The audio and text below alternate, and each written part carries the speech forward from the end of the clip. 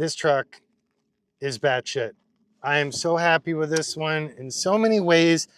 I hardly know where to start, except to say we built it for a client who's become a really good friend. He has an irresponsible quantity of icons, and we blessed by that. And don't tell him it's an irresponsible quantity, okay? Shh, it's our secret. But he doesn't have a Bronco Roadster. The most recent vehicle we built him was the hardtop Sierra Brown FJ40. And other than that, he's got a gaggle of Broncos. This is one of our Roadster editions, which, as you know, is not a very common one for us to build. This is a really cool package that Ford did in the early years with the first gen Bronco.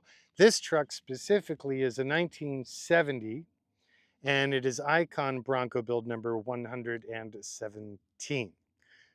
So why do I like it? Well, for starters, the Roadster package is kind of the ultimate summer ride. Beach, coast, airflow. It's kind of like the automotive equivalent of a good pair of flip-flops. You know what I mean? Or barebacking. That's not, people aren't going to think I'm talking about horseback. All right, whatever. So, with my little apparel efforts, I've been learning how to make, like I made everything I'm wearing except for my t-shirt. But I love Pendleton. So it's a storied American brand. They've been making jacquard woven wool blankets and robes and shawls and stuff since the 1800s. They're still in business in the Pacific Northwest. And I make a lot of apparel using it. And I started seeing on Instagram a bunch of hipsters doing Pendleton interiors. And I'd always wanted to do that, but I know the dynamics of the jacquard wool so well that I know it is a bad idea. Now, it looks cute on Instagram, pretty in pictures. If you're actually going to use the vehicle, it's going to go to hell in a hurry, even if you do an interfacing heat lamp on the B side. But fortunately, our friends at Pendleton informed us that they had recently done a collaboration with Sunbrella, which Sunbrella does outdoor patio furniture. So now we're talking. So this entire build started with this textile Sunbrella Pendleton collab.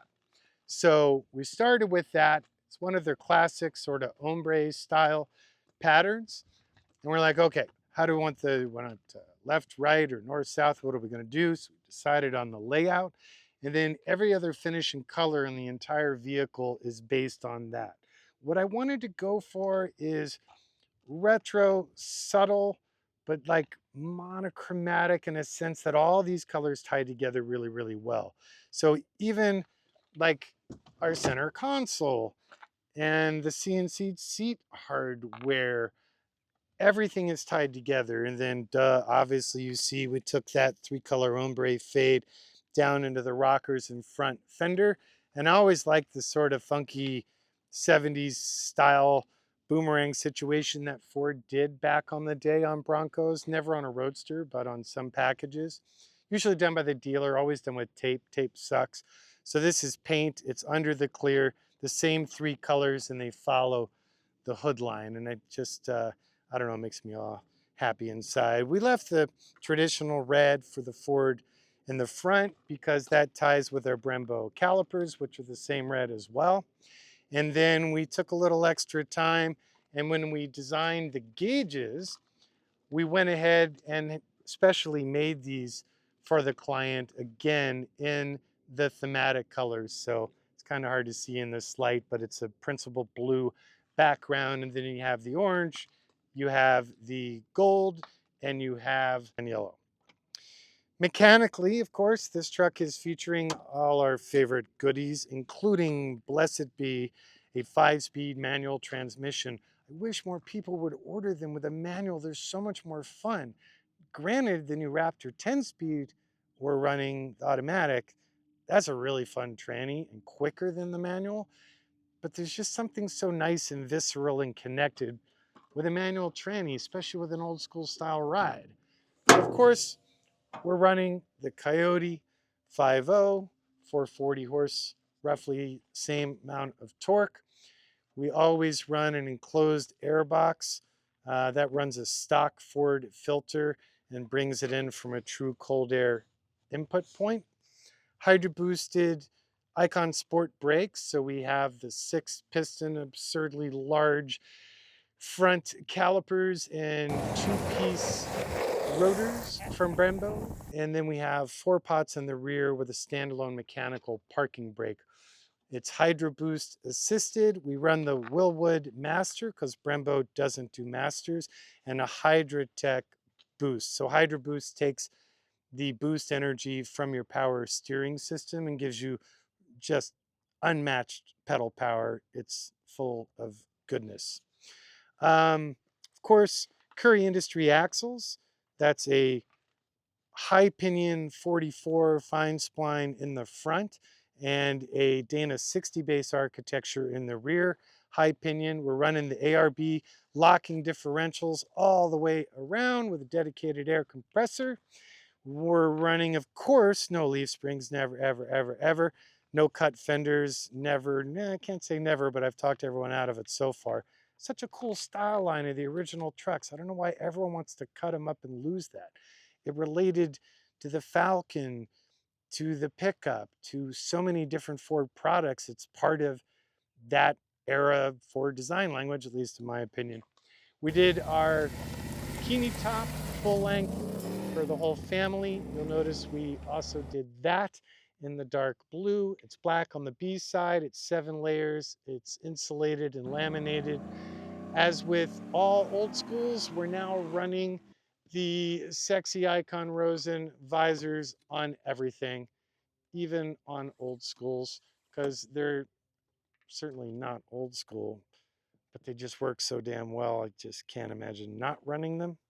The dash layout on this is dead stock for an Icon and appears dead stock, I guess, if you don't intimately know early Broncos. In-dash AC, these are machined aluminum. These are proper metal and they're polished. This is our design. The idea is for it to appear stock, but it's not. So we've increased the rake angle so that we can fit the biggest and baddest of the AC units from Vintage Air. And then all the dash knobs through here, you've got lights, wipe, wash, fan, vent, and temp. This is an LED that helps cast a little bit of light down on them at night. These are all proper metal using modern switches, but emulating the style of the original plastic hardware. For audio, with it being a Roadster and there being so much wind noise, we went straight to the high end and we did our elevated audio system. So that gives you the Pioneer NEX head unit with HD, CD, AM, FM, CarPlay, tetherless navigation, reverse camera, yada, yada, yada. We went with our Focal speakers, specifically the K2 line with separates.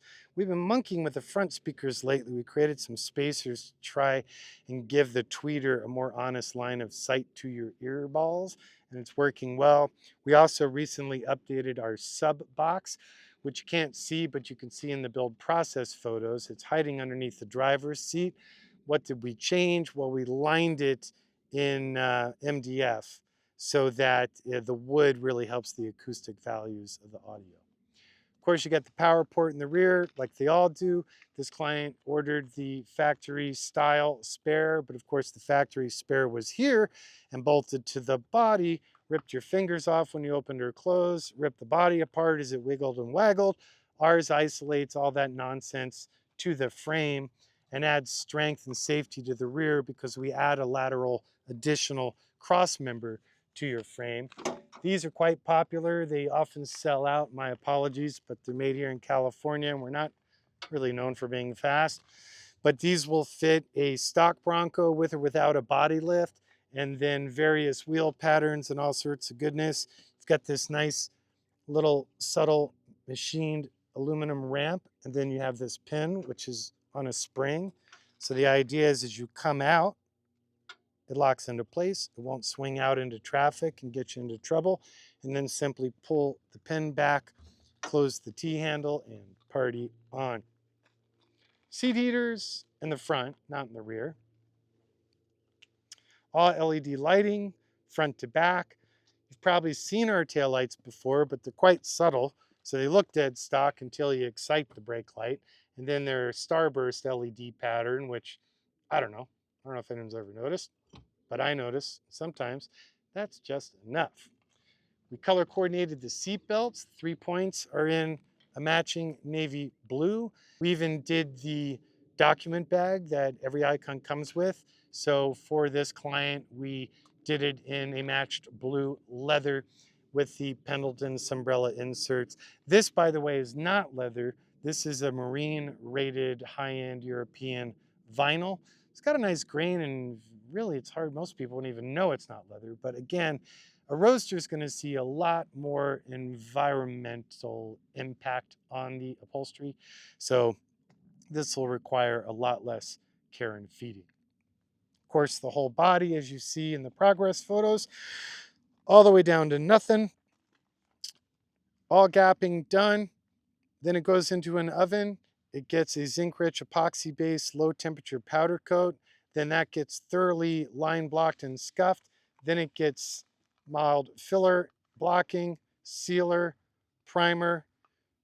Well, on and on and on, because it gets the blue coat. It got the different sunset colors, and then clear over all of that. And then prior to final assembly, all body panels and the inside body floor all coated in heat cured polyurea for durability. Oh, someone asked on YouTube the other day why we don't color coordinate the polyurea. You know, I'd like to, and I've tried it, and it sucks. It's not UV stable. It shifts. No matter what color it is, it gets like a urine yellow tint to it. So I'm just sticking to black. The exhaust system on this one is our proprietary Borla mandrel bent stainless. Specifically, this is the restrained, which is still rowdy. So that's when you see the resonator back here after the principal muffler and titanium cats, that's when you know it is our restrained package. So let's see. I guess that's probably enough. At this point, if you're watching this channel, you know the brand pretty darn well. So there you go. That's all I know. I appreciate your support. I hope you guys dug this one as much as I do. I want to build one of these for myself one day, and if I do, God, what would I order? Well, I'd definitely order a Roadster. But knowing me, that wouldn't be it. See you next week.